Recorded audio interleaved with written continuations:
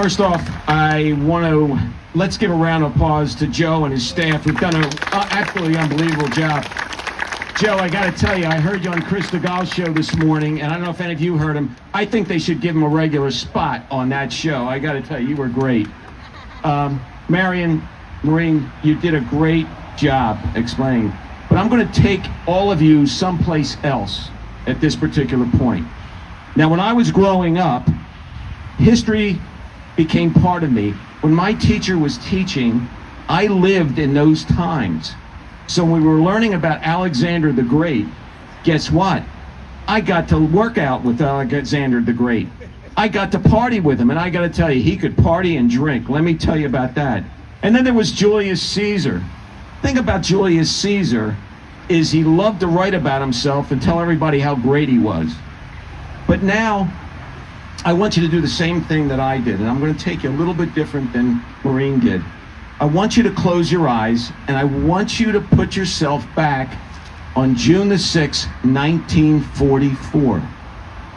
You're in a Higgins boat. You're being tossed up and down. Think about that. You're scared to hell. You're sick to your stomach. You want to get off the boat, but then you know you don't want to get off the boat because a violent death could be waiting for you. You hear explosions. Guess what? They just hit a Higgins boat right next to me.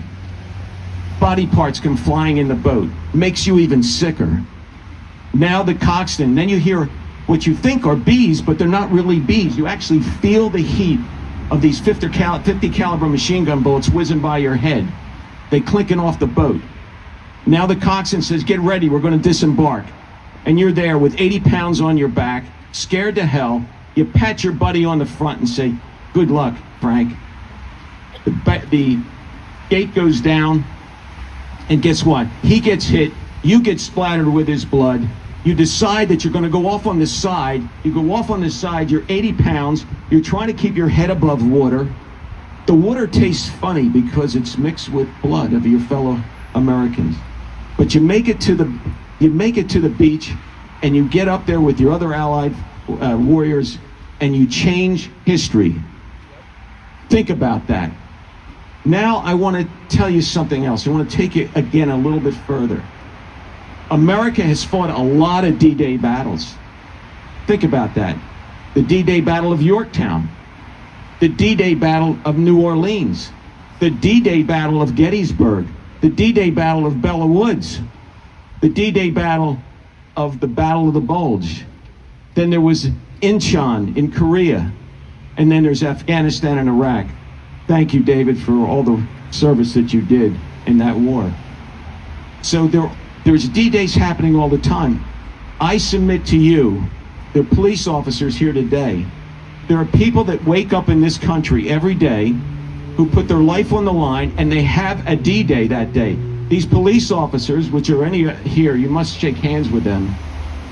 Those police officers face their D-Day every day. When they open that door and leave their family, kiss their wives, kiss their kids, they don't know if they're coming home that night.